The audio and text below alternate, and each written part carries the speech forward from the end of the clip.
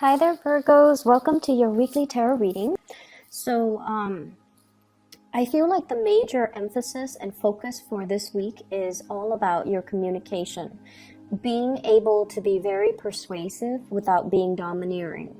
And I also feel being able to persuade people with facts rather than manipulation, okay?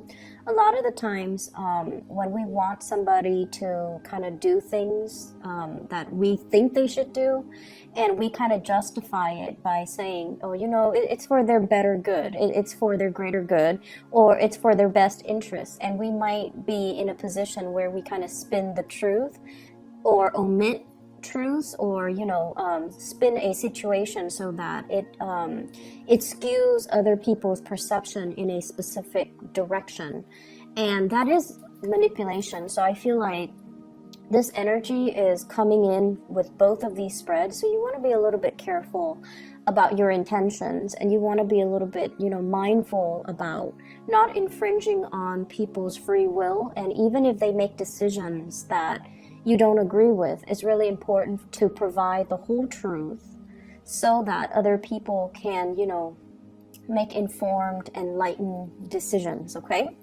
When it comes to your romantic sector, I feel like you're dealing with a partner who you consider to be kind of like the pillar of stability, okay? You have a really, really stable romantic partner in your life that you're either coupled up with, or somebody that you are thinking about heavily, or you're really in love with.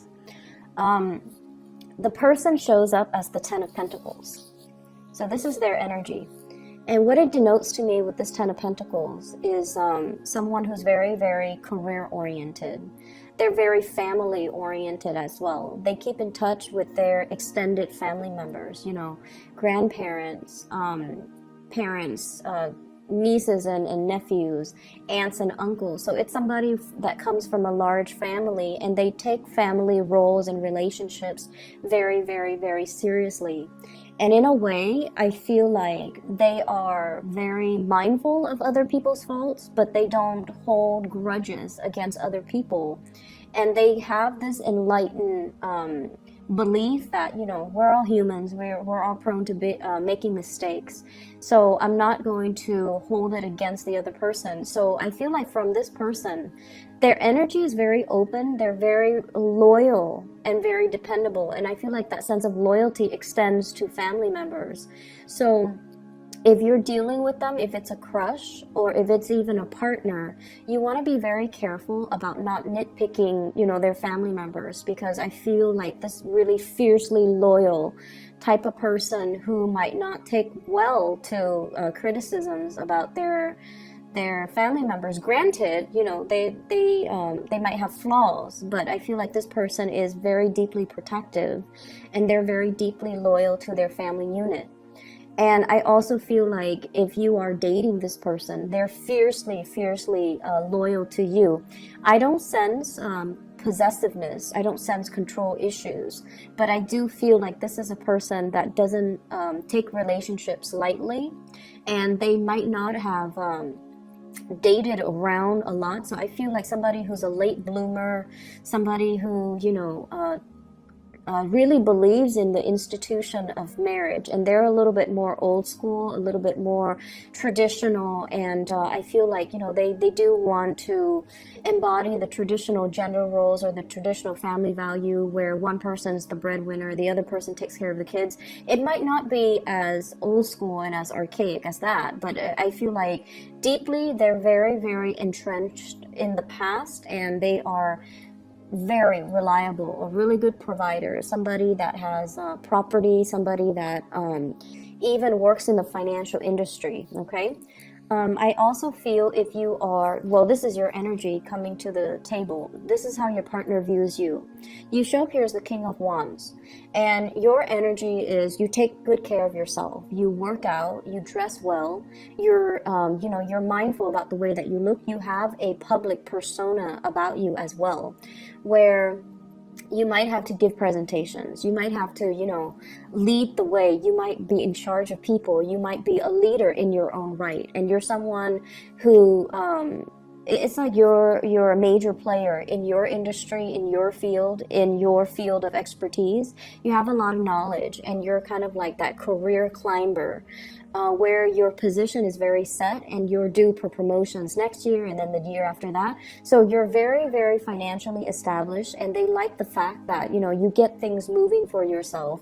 You don't sit there and wait for opportunities. You're very proactive about getting out there.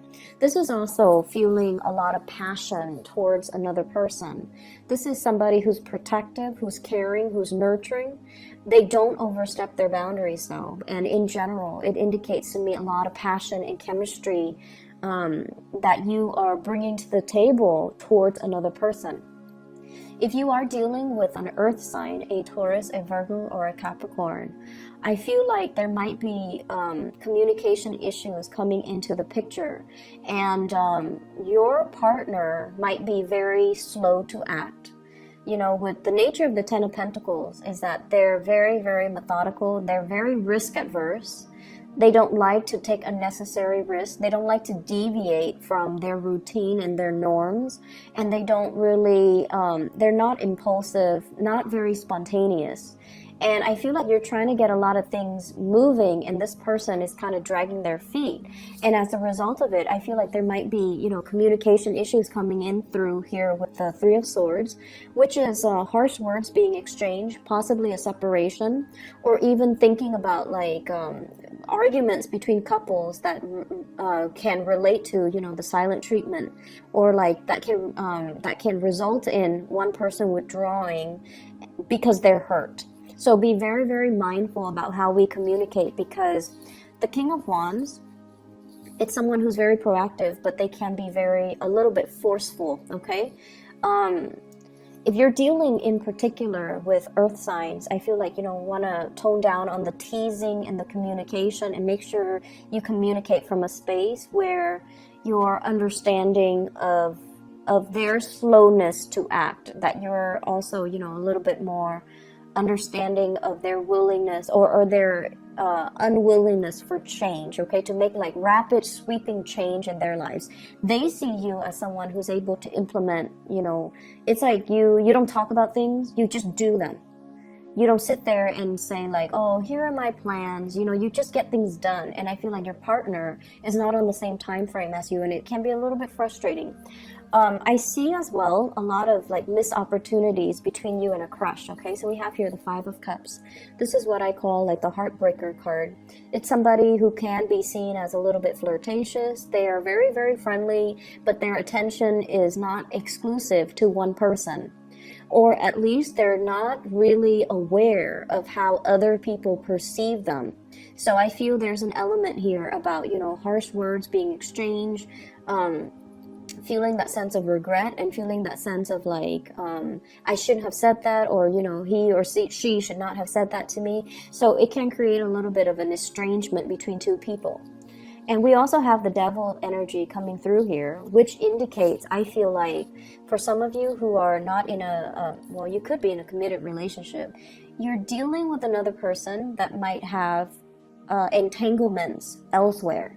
Okay, so they might have a family, they might have, you might find out this week, like somebody you're interested in is already in another relationship. If they've been flirting with you hardcore, then, you know, I feel like you're going to put a stop to that.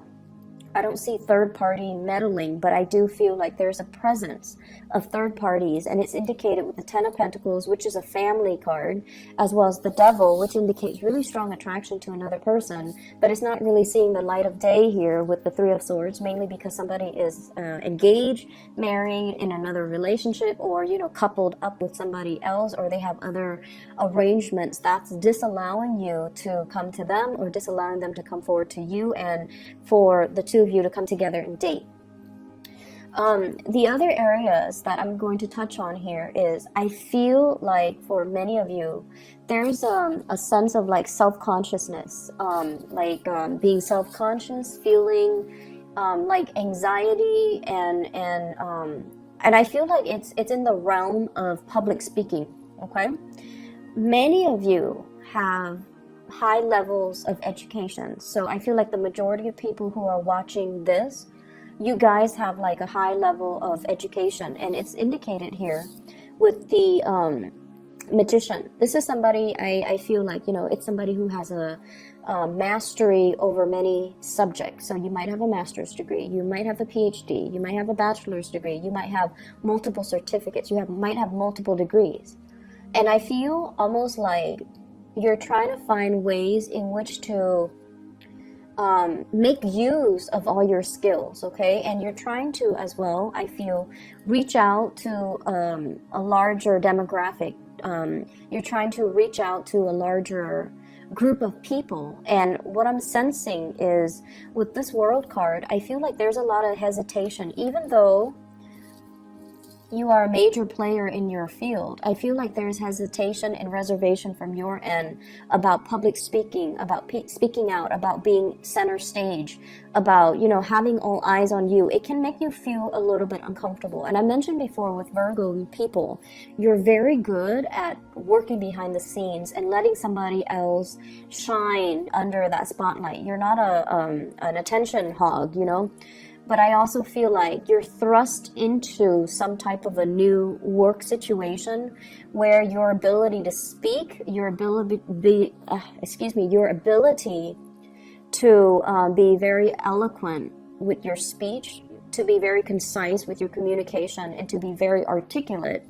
Somewhat like, if it's interpersonal relationship, you do just fine. But if it's in a large group setting, you know, the anxiety sets in and self-consciousness sets in, and you're not able to convey the messages to the best of your capabilities. And I feel like you might be beating yourself up over it. Rehearse, okay? Rehearse so that everything flows naturally, and so that you're not scrambling at the last minute. Just rehearse. It does wonders for you, okay?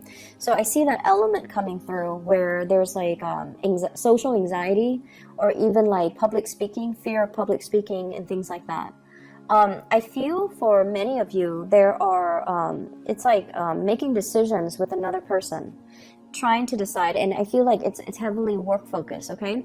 I see a lot of work trips, a lot of travel and movement happening for you guys as well. And I feel some of you are finishing up something, like possibly publishing. You're trying to get people to publish it, or you are trying to attend like conferences where you have to, you know, talk about what you just published.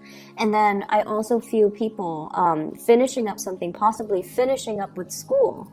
And then traveling to, you know, for job interviews, traveling to try to find financiers or funding for some type of project. It's going to be a very busy week, but I see this big element about you rubbing elbows with people that are also major players in their field, and they're going to be able to give you a lot of assistance, a lot of technical expertise, and it's going to really help you overcome a lot of these issues, okay? So I hope the reading is helpful for you guys, Virgos. Take care of yourself, and I'll be back next week, okay? Bye-bye.